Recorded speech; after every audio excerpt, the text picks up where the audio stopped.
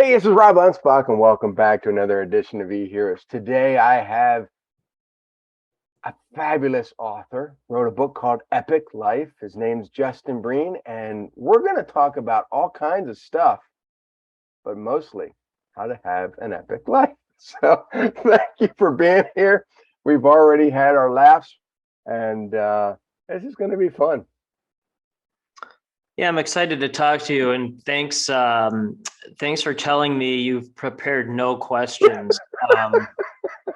And so I say that as a joke, but not really because, like, I was a journalist for 20 years, so interviewed thousands and thousands and thousands of people, and never came prepared with any questions except two.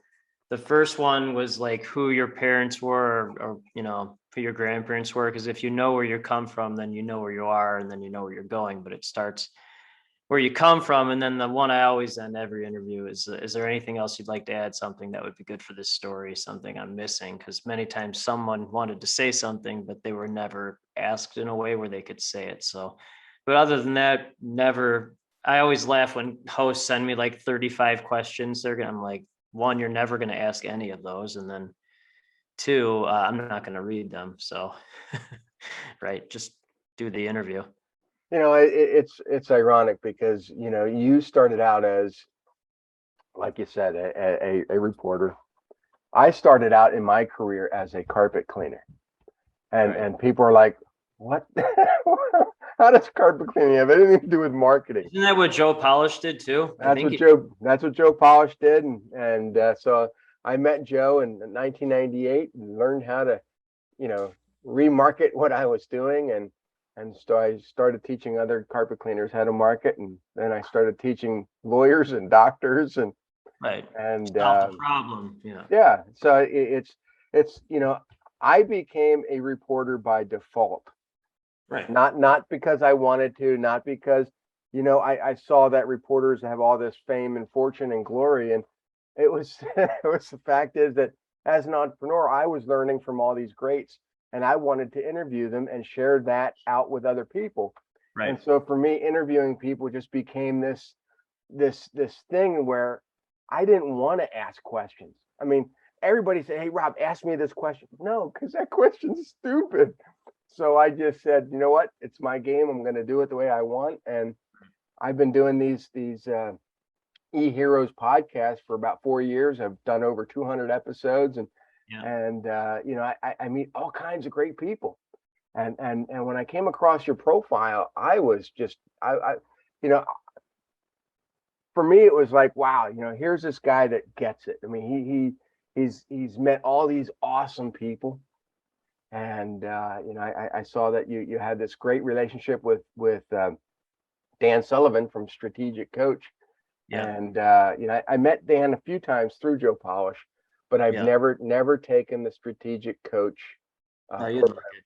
Yeah. Have you ever done your Kolbe, Kolbe? I started to, and I got my ADD.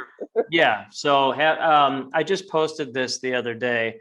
So what my brain does is it takes everything and turns it into patterns, and simplifies everything. So I posted this the other day. These are four things that I see in top performing entrepreneurs. So one is ADHD, and it's not a disorder; it's a sign of genius. It's just mislabeled. If it's severe enough, if it's a severe enough thing, then it is, it's a problem. But it's really a sign of genius that humans really can't understand. So that's one, ADHD. Two is Asperger's. Um, you know, uh, Minor, some type of autism. My wife, who is a doctor, she's a pediatrician. She's officially um, diagnosed me with minor Asperger's. So I see a lot of that. Um, Dyslexia, see a lot of that. So you don't know how to read the traditional way, so you learn a different way of reading. And then the fourth one is tremendously high IQ. And so not necessarily book smart. I'd say half the folks that my firm's partner with barely went to college. No one ever brings that up. But their IQ intelligence is just off the charts, because you Yeah. really can't be a high performing entrepreneur on a global level without you just really it's a different, so like people like us, and in my firms maybe partner with 0.1% of the population, which is 8 million people out of 8 billion, so still a good number. Usually aliens within their own family, community, and verticals. Nobody understands us except top entrepreneurs on planet. Yeah, back 30 some years ago, I went to college for about a year at Penn State. Engineering, yeah, yeah. I can Didn't hear your Pennsylvania Dutch Amish Pittsburghese kind of. I can hear it. I can hear it. Well, For yeah, sure. it just my You as an engineer engineer, that'd be a disaster. my engineer teacher, my electronics teacher worked full time at Radio Shack, and I'm thinking, Oh dude, God. I'm smarter than you. I can't do this. And so I dropped out. I ended up getting married, still Yeah. married, Right. um, I saw that. and 31 or something like that. It's 33 years, and I have 33. 6 kids and 4 grandkids. And then about a year after I got married, I went back to school to a community college, and they Right. treated everybody like high school. And I thought, this is garbage. And from that point on, I became an entrepreneur, and nobody's ever asked me up until about a week ago if I have a degree. And I'm thinking, I saw that post. Yeah. you know, this is just ridiculous. Yeah. You know, people want to validate your earning or your learning, and yet they don't want to justify the experiences that you've brought into the world over the last 30 some years. Oh yeah. Okay. So my brain here is blah blah blah blah blah, mostly from ADHD people, by the way, and then it simplifies it into a simple answer. So for people like my wife, who's a doctor, school is good. Yeah, needed. And then our sons are 9 and 8, so school is good for teaching them how to read and write and all that. That's fine. But the greatest part about being an entrepreneur by far, there's not even a close second, is showing them that this world even exists, because most people. And then I'm in 2 of the top entrepreneur groups in the world. I mean, Strategic Coach and Abundance 360. I mean, those top entrepreneurs on the planet. It never, ever, ever comes up where you went to school, your degree. And I'm only bringing it up because you've talked about it. I got a full academic scholarship to University of Illinois. Graduated and got a really high ACT score. So there's a brain, I guess, in that sense there, but that's fine. But it doesn't, nobody cares in entrepreneur world. Where they do care is higher education, which is the opposite of entrepreneur world. It's talk instead of action. It's what things you have on paper instead of what value you're actually creating. I mean, that's why those higher academic folks, they stay in school forever, because they're just trying to outcompete each other for whatever. I mean, that's what tenure is. You're just trying to beat someone else so you can stay at the same job forever, which is Yeah. the opposite of it's the opposite of entrepreneurship, high level anyway. Yeah, I admire anybody that writes a book, and my journey to You're write rating what, 30, something like that? 36 books I've produced in the last 9 years, and it started with one, and everybody wanted to read this book, and when I brought this book out, it was all about social media. Yeah. It was the easiest social media book you'll ever read, and Yeah. and I shopped it around. Everybody wanted complicated books. And I said, Yeah. no, this is the book that I Yeah. want, and this is the book that I wrote, and this is how. And they're like, well, no, we don't want it. So I created my own publishing company and Right. made it happen, and Yeah. sold 2,000 copies right away. And I thought, hey, this is great. And then I partnered with another person. We wrote a book on SEO, and that went bestseller in 4 countries. And from Yeah. that point on, people are like, hey, Rob, help me with my book. Help me with this book. Right. And there's a lot of companies that are like me that will publish books. But for me, it was like, okay, I'm limiting it to 4 a year, because I also am running a marketing company and helping people with their Yeah, you're articles. full. This is a compliment. You're full ADD. I mean, you're full. You in Kolbe world. If you do actually take it, I would love to know your score. So Dan Sullivan, he's the co-founder of Strategic Coach. His Kolbe is 2-2-10-4. So 10 is his quick start. That's the highest you can be, and then he has a 2 follow through. That is full AD. That is, and then Joe Polish. I'm just going to get his score here. So he is 5-2-9-3. So 9 quick start, 10 is the highest with a 2 follow through. So you are definitely at least an 8 quick start, probably a 9. A 10 is 0.5% of the world's population, but you might be a 10. And then how many employees do you have, or consultants, or? I have about 6 consultants throughout the world, and they come on projects. I try to compartmentalize everything so that one person's working on their core strength, Okay. and then So I you're come back and 3 follow through, maybe. I'm 3 or 4. If you I were 2 or 1, you'd have like 100 people. I mean, strategic coach is just, that's what it is. Like there's yeah, just, I so don't want 100 people because I did. no, you have 6 kids. That's enough, right? That's So, yeah, it's I refocused a lot of my efforts when my grandkids were born. of So I cut back a lot of the hours, raised my rates, and course. limited the scope of what I did. And I mean, I So used wait, to your current website is you limiting the scope? no for me. Oh, I understand. Because it's really fascinating looking at your site. There's like 17, maybe 20 different, and I'm just like, my firm does one thing for one type of person. That's Yeah, it. yeah. I mean, Simplify. we do a lot of things for a lot of people, but Yeah, you're I multiple. I don't do all of those things myself. No, that would be horrible. Yeah. So if you do take it, send me your score. I mean, I already kind of see it and hear it.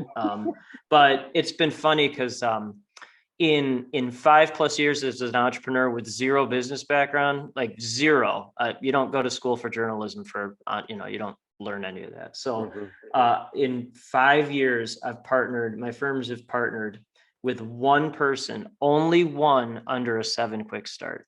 Wow. So, that might change years 6 through 10 or 10 through 20 when the lower quick starts finally make a decision. But years 1 through 5 plus, it's been one under a 7 that I know of. Hmm. Yeah. So what I try to do is I focus everything that I do in the mornings, get it all done, and Yeah. then by the afternoon I go out and do whatever I want. And it didn't used to always be that way. I used to be in front of the computer constantly all the time, and Right. and How it, old are you? How old are you? 53. And how long did it take you to learn that? uh, many years. Yeah, right. Yeah. Yeah. Thank you for telling me that. So this is how my brain works. Most of my day is spending time with my wife, and two sons, 9 and 8, and then talking to the world's top entrepreneurs. So not business owners, not consultants, whatever. And that's fine, by the way. Their world people, they just kind of bore me. But I really like talking to the world entrepreneurs. So I talk to the world entrepreneurs, and they're like, they say something. I'm like, oh, that's a good idea. I'll just do that because I have high follow through also, and high quick start, which is really rare. And then if I hear someone who said like, oh, it took me 20 years to work this into my life, I'm like, that's a bad idea. I'm just going to do it now. I'll just do it. And that's why Kolbe to me is so important, because my score is 8671. So I have high fact finder, high follow through, and high quick start. I mean, that's Yeah, like unheard of. Most people yeah, I talk about, very high quick start, almost no follow through. yeah. A lot of the things that I do, I try to follow through as quick as I humanly possibly can. Nice thing Right. about we have these phones with us. And I have clients who are like, "Hey, Rob, can you fix this? Just take your time, no worries, no. I'll have it done in 5 minutes." And I'll come back. Wait a minute, my previous marketing guy would take 2 weeks. How come you're fixing it in 3 minutes? Oh, you're a high quick start. Just because I want to get it done, and then I can go be lazy later. But for me, the goal is just get it done. Because the more I wait, the more I procrastinate. All I'm going to do is upset my clients. So I don't do that.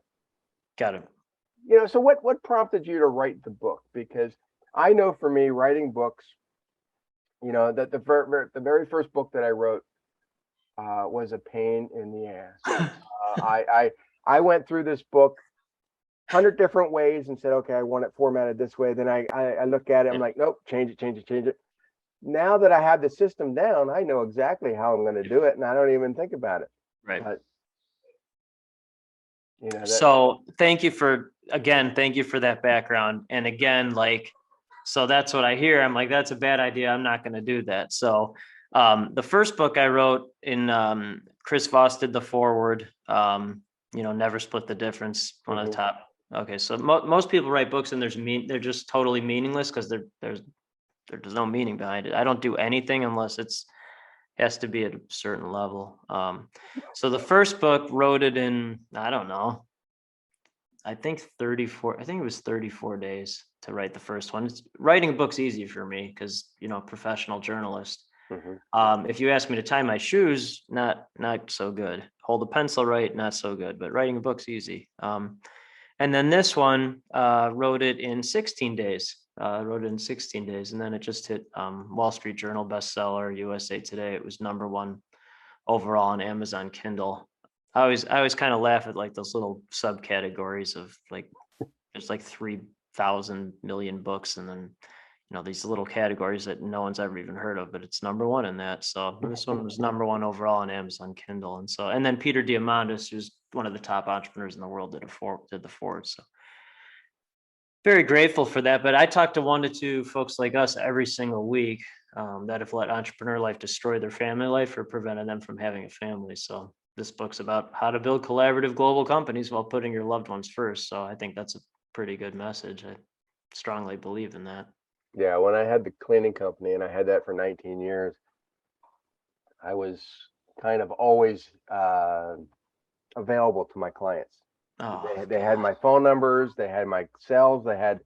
everything. Gosh. And when emergencies happen, we drop everything to go take care of their flooded basement or whatever. 19 years you lived like And that?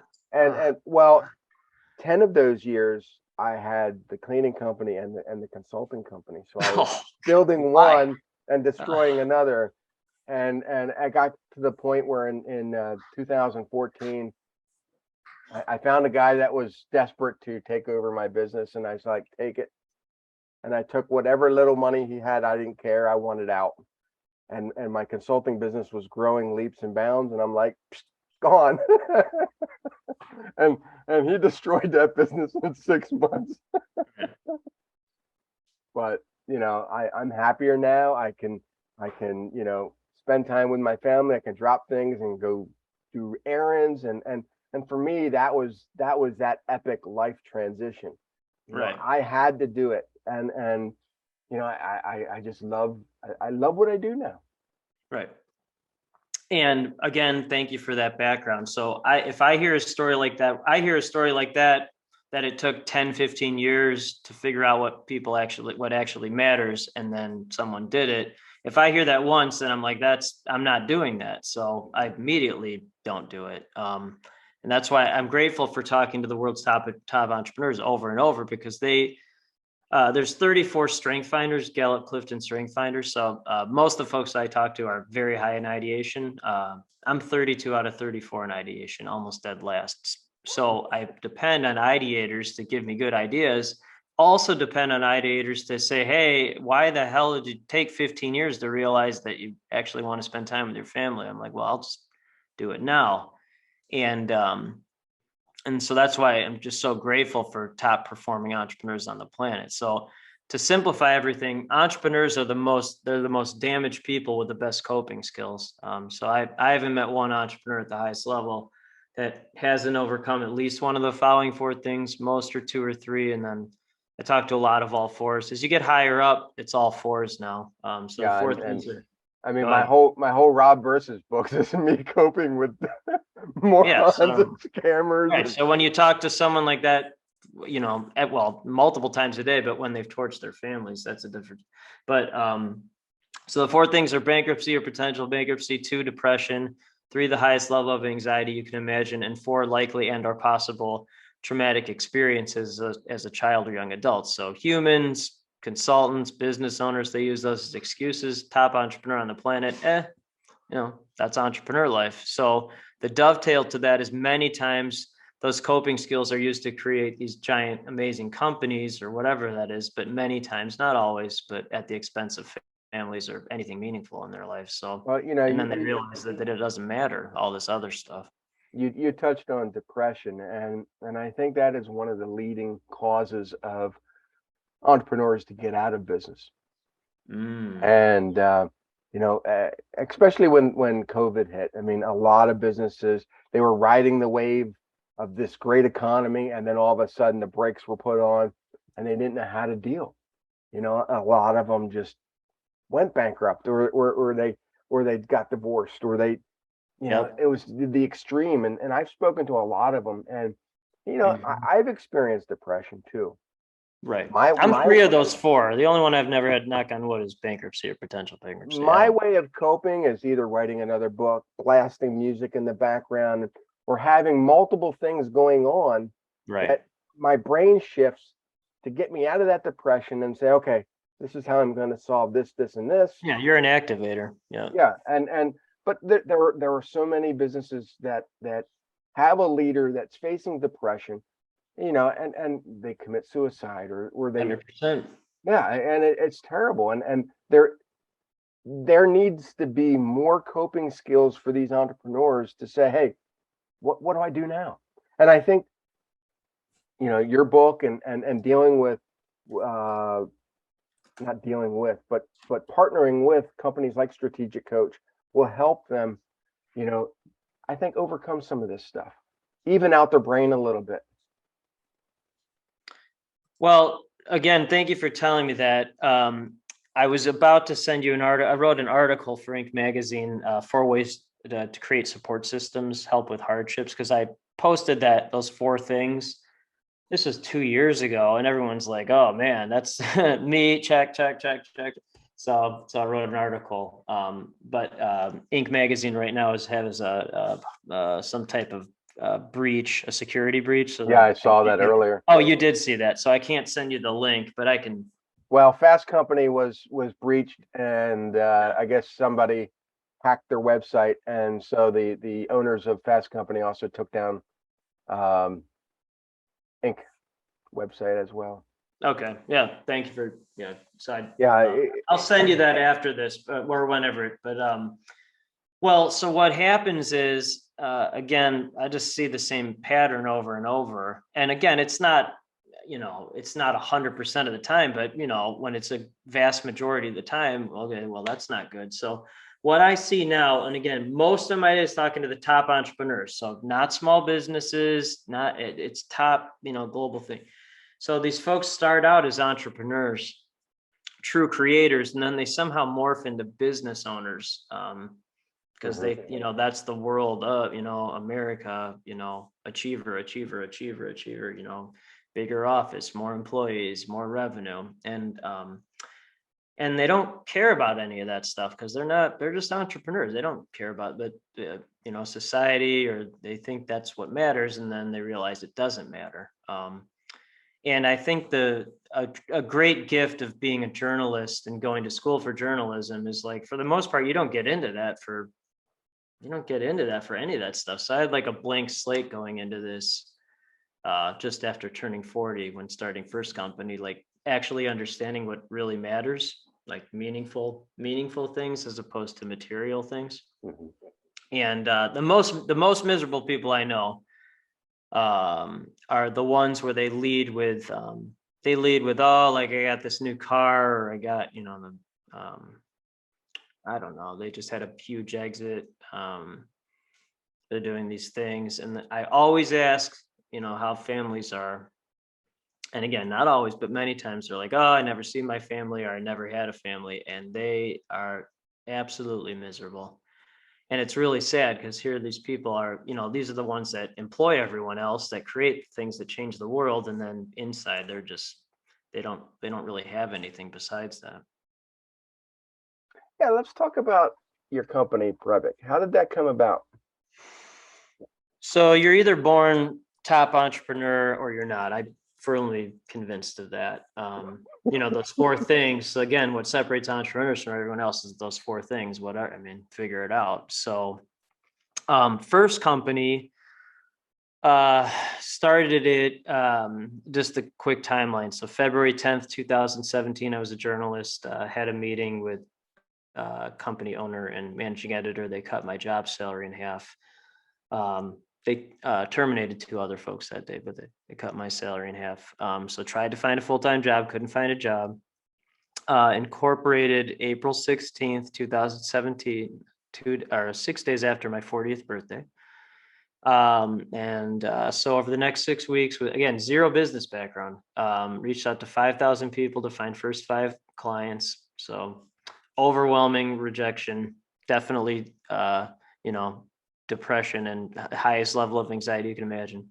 Got a 5th client on June 1st, resigned June 2nd. And then Robert Feeder, at the time, he was the top media columnist in the Midwest, did a story. Had started my own firm. So that was just to start the first company. Most people can't, they can't do that. But that's entrepreneur life. I mean, that's what it is. Reaching out to 5,000 people though. Yeah. So what happens is, this is what happens. So when someone is not an entrepreneur, they will ask me the same question after I tell that story in different ways. They'll be like, well, 5,000 people. How did you do that? How did you do that? So they stop at the start, because a top entrepreneur would be like, well, of course you did that.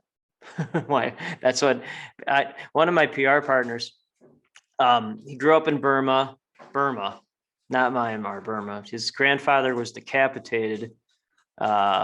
He went to Hong Kong with $10. He was a kid. He went to Hong Kong with his dad with like $10 in their pocket. They created 2 8-figure businesses, and he just started another one where he hired my firm, creating an at-home robot to help with Alzheimer's, Parkinson's, that kind of thing. Because like his mom, or Alzheimer's and dementia, because his mom has Alzheimer's dementia, so he created a at-home healthcare robot. So I mean, that's entrepreneur life. Most people can't do that.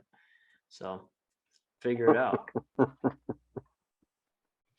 That's incredible.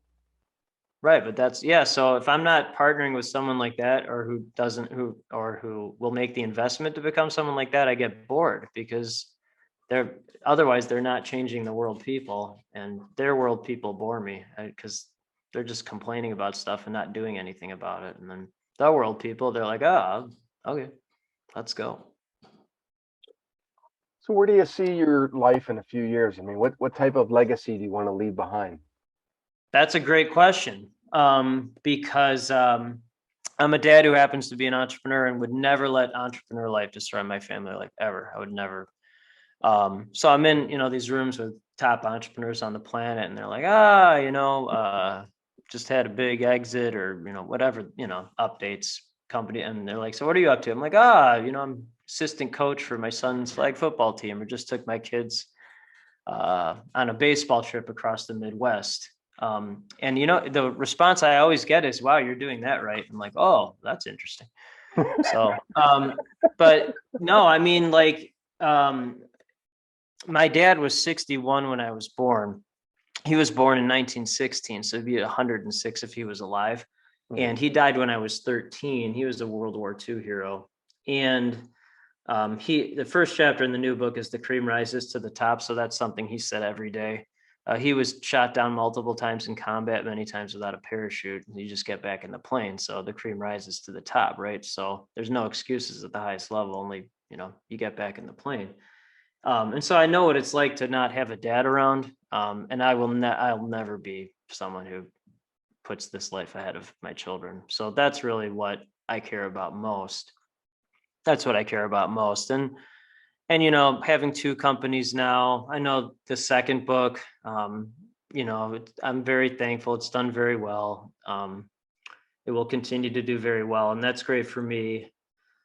Very thankful for that. But what happens is, media, for some reason, wants to interview me first, and then they want to interview all my partners, because I only partner with people like the ones that the grandfather was decapitated and created a massive. So it's just a key that opens up endless doors. And the only way to learn anything is to actually do something, not overthink it, just actually do it. And then you see what happens. So I'm very excited about that my kids get to see that this world exists, and then they can do whatever they want with it. Well, you're a great example of the phrase, your business is supposed to fund your personal life, not your personal life funding your business. So you do Yep. whatever you have to do to make sure that family comes first. Well, and that's a good point. And I'll dovetail that, where it's integrated. People talk about work-life balance. Like, what my firms do, it's not really work. I mean, it's, I was born to be this person. You know, my dad was a brilliant storyteller, and I was born with a story. So, after he died, I found this diary that he wrote from the Battle of the Hurtgen Forest, which was a battle toward the end of World War II, German-Belgian border. And what he I'm a pretty good writer. His diary's a million times better. It's not as good, but almost as good as Man's Search for Meaning, Viktor Frankl. It's that horrific. And so, anytime a little, an excuse pops into my head, I'm like, I'll read the diary. No excuses there. Every day was horrific in that. And so that's my dad.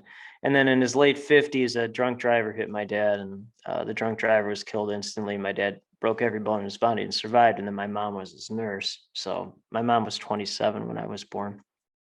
And so that's how they met. She was his nurse. And most of my days talking to top entrepreneurs on the planet, I still haven't met one of them with more hustle than my mom. She's the ultimate survive and thrive. So I'm the product of that. And so incorporated, purpose of my life, which is to be a connecting superhero for every visionary, abundance, investment, mindset entrepreneur, and share their stories with the world, with being a dad who happens to be an entrepreneur. I mean, it's all integrated. It's all integrated for sure. See that's the ultimate e-hero right there. So, well, I think that's what people want. They don't know how to do it though, because they grew up in they took business classes, or they, grow up in this gratification achieving world, which that's fine, by the way. I mean, that's why I wrote this, because I genuinely think this is what people want. They just don't know how to do it. Mm-hmm. And it's never talked about, not like this, and certainly never talked about with someone like Peter Diamandis writing the foreword and on a Wall Street Journal bestseller. I mean, and a lot of them, they'll be forced to become an entrepreneur, but they want that magic bullet to make them $1 million right away. Yeah, that's not how it works. Well, here's the other thing with that, and that's a good point. We talk about the four things. The worst day I ever had in professional career, which was also the best day. So the worst day and the best day in the same day is when I had job salary cut in half. That is not even in top 50 worst days of an entrepreneur. So most people can't. And the worst day or series of days I've ever had as an entrepreneur were toward the end of 2018. So not even 2 years in. And I'd made more money that year than I ever thought possible. Journalism, that's not why you go into journal. And I was making decent money as a journalist. And I'd never been more miserable. Journalism makes a lot of money. Well, I've become an editor in Chicago, so you make a decent salary doing that. I was very thankful for that. And then, so I made a quadruple that, and it's never been more miserable in my life. So I'm like, more money doesn't equal more happiness. So it was great to go through that, because I learned that that's not what makes me truly happy. So what really makes me truly happy is spending time with my family. That's what it really comes down to. Yeah, and a lot of people, they kid me a lot because I like taking trips to Disney World. Oh man, and I have fun with that. We went once right before COVID. I am not going back. I take my kids there, and the last trip back in April, my wife and I were going, and we asked the teenage kids, the youngest kids, they wanted to go, and no, we're tired of going. No. So we went by ourselves, and it was great. Is your wife a stabilizing human, by the way? A stabilizing human? Yeah, so I always ask people like us, is your spouse like a school teacher or a social worker or a nurse, pediatrician? She's a stay-at-home mom, but that's a stabilizing human. So again, the patterns, not always, but usually people like us marry stabilizing humans. Usually. She's a saint. Right. My wife she's a saint. So these books or whatever, people write these long, I'm not just saying this because my wife's in the next room, but people write these long, acknowledgments, people they want to thank. In both my books, I just thank my wife, not even my kids. Just my wife, because without her, bad situation. I'm sure the same with you. I mean, can you imagine? Just imagine if you had married yourself. That's what I think about. I'm like, oh my God. Nothing would get done. Oh, it would be just a disaster. No, That's why, go ahead. everything I do in life is for the benefit of my family because I want to make sure that in case I'm ever gone off Yeah. this planet, that they have security. And I think people do things the wrong way. They buy big houses that they can't afford, big this and big, and then they die and there's nothing to give anybody.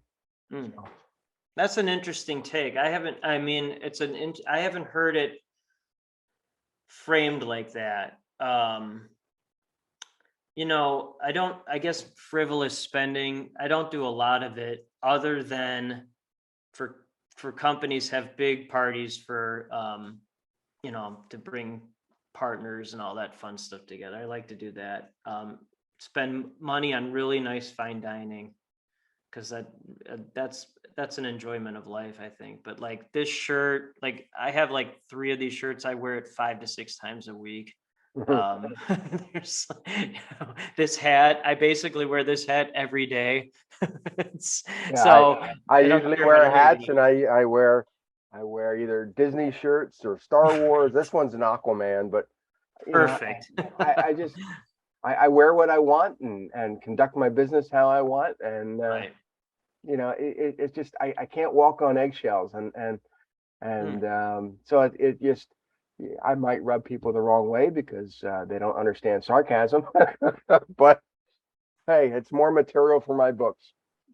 So and this does tie into Disney World. You're 53 or 52? 53. 53. Okay, so I'm 45, and in these entrepreneur groups, and just to land the plane, um, because bigger investment leads to smaller room, and the people in those rooms are making bigger impact. So the groups I'm in, they're 25K a year each. I'd easily invest 50K a year each. So in those rooms, I'm one of the youngest, if not the youngest person, and definitely the youngest person in terms of years being an entrepreneur. Most of them are like you, where they started in their 20s or even their teens, or even like, you know, newspaper routes or car washes or whatever when they're 8 or 9, even younger. So I've been an entrepreneur for a little over 5 years. That's by far the the least amount in those rooms. And so the age and the wisdom in that room collectively is unbelievable. And if I'm not the dumbest person or one of the dumbest people in the rooms, not book wise, but like wisdom wise, then I'm in the wrong room. So I need to be I need to be one of the dumbest people in the room, because that's really the only way you can actually learn anything.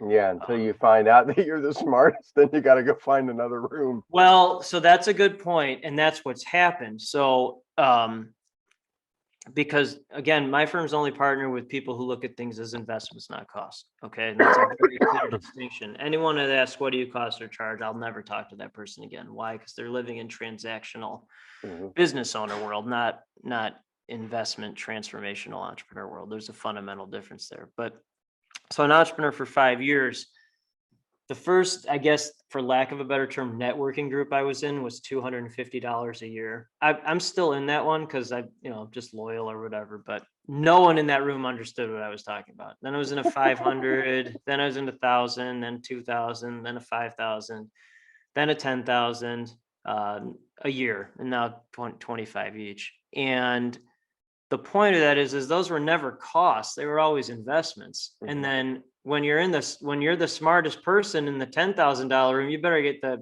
and when I mean that is you're the smartest person pretty much right from the start, then that's not the right room. You need to write a bigger check because you'd be in a smaller room, but the people in those room are making bigger impact. And then I just keep writing bigger checks. That allows me to spend biggest investment in the smallest room, which is my family, where I can make the most impact. So it's the same pattern: bigger investment, smaller room, bigger impact, bigger investment, smaller room, bigger impact. It's the same formula. Just use it on myself, family first. Mhm. Yeah, and I always found investing in myself, my family first, always paid benefits a lot more. Always. But you have to invest in these other groups because you have to build that business. I can't say business, more like build that interconnection between your brain and your business to make it work more efficiently. Well, that's a great point. And even to simplify, that was very good simplification. Like I just had to find a room where people actually understood what I was talking about. And it turns out the only rooms are in those 25K a year, if not 50K a year groups. Those are the, and I was like, I just didn't know that until joining that room. But that's what life is. You just keep getting back in the plane without a parachute. That's what, the gift my dad gave me. So you just do it. And that if you don't do it, then it's an excuse and you can never actually learn anything. Right. So how do people get a hold of you? It's always interesting, these interviews. We do these like really flying the plane. And what's the best way for people? I always laugh at that. It's kind of funny, right? It's so simple, but it is important. You can, LinkedIn is fine. And then the book is called Epic. The second book is called Epic Life. So LinkedIn. there you go. Not even a website, just go to LinkedIn. Oh, well, yeah, because my firms do have a website. It's prepicllc.com, but like that's a placeholder. I mean, there is an interesting thing on the website. The one interesting thing, there's a mindset survey scorecard that people love taking, and people actively or qualify or disqualify themselves with their own mindset. It's really interesting exercise to see people do that. Oh no, it's Rob's clients. No, they all fail. Well, I don't know the answer to that, but if they took the survey, because what happens is here, what I've seen is people think they're visionaries, they think they live in abundance, but they still look at things as costs, not investment. If you look at things as cost, you're not an entrepreneur. That's not a real entrepreneur. Yeah, I don't think I would have published 36 books if I thought that they were, costs.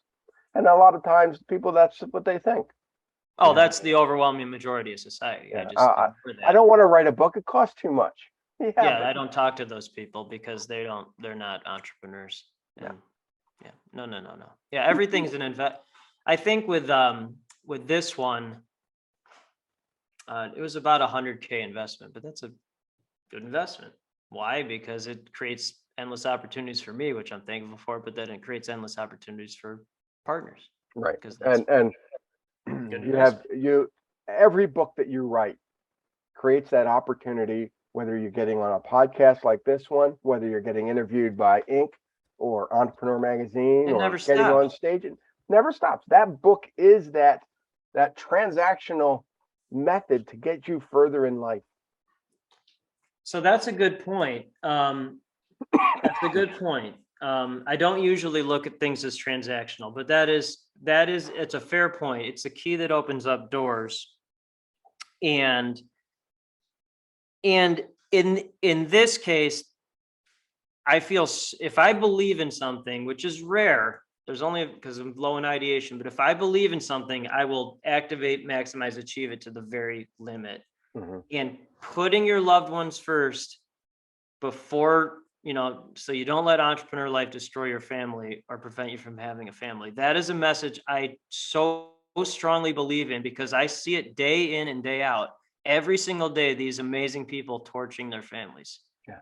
And this is a message, especially since COVID, that I think it's the message majority of these entrepreneurs actually do want. I strongly feel that. Yeah. I mean, if I can do it, if I can reduce the workload that I've accumulated having this business for 20 some years, right, and only work 4 hours a day, then anybody. And it's probably not even work for you, is it? No, is it it's not, because I get up in the morning, I look at my schedule, I knock out what I got to do, and then I go do whatever I want to do. So it's fun. Exactly. Right. So that's I don't even like to say SHOULD, but like that's what life, that's what it really should be. Mm-hmm. And hopefully, well, I know people it's done really well. So I think and it will continue to do well. And it's important. It's important to have these type of discussions. So I appreciate So you. everybody go out and get Justin's book, Epic Life. It's on Amazon, I was sure. It's on Kindle. Is there an audio? So the Audible is, we had a professional actor who does like Law and Order voiceovers. He did that, and then it's coming out soon on Audible. So me doing There you go. Audible would not be good. Yeah, I don't have any of my books on Audible. I'm a big believer in you better read the book because So, okay, we will respectfully disagree on that, only because most of my days talking to the world's top entrepreneurs, and 20 to 30% will only get it on Audible. They like to listen. And my sons, we read to our 8 and 9-year-old sons every night, or my wife does. She's much better at, storytelling than in terms of reading kids' books than I am. And they don't look at the pages when she reads, they listen. So they read, that's how they learn. yeah. So Audible is a great, I strongly recommend that for sure. Yeah, well, there are, and we could talk about this for all day long, but for those with learning disabilities, I highly recommend Audible because you don't have to worry about it. But I'm also a big believer that you have to read those books. You have to. I've been looking at the stats, and people aren't reading real books anymore. They're just listening. And to me, we're going to have a generation that's coming up that doesn't know how to read. And I really want kids to learn how to read, to understand the words that are on the pages, to look at the words and know exactly what they mean. If everything is, you're just listening to everything, are you going to get the same meaning? So that's a deep thinking point. Yeah, so people can get a hold of me on LinkedIn. I understand sarcasm. Woohoo! Okay, great. And we'll end it with that because he's going to be funnier than me. Thank you. Talk to you later. Bye. See you guys on the next episode.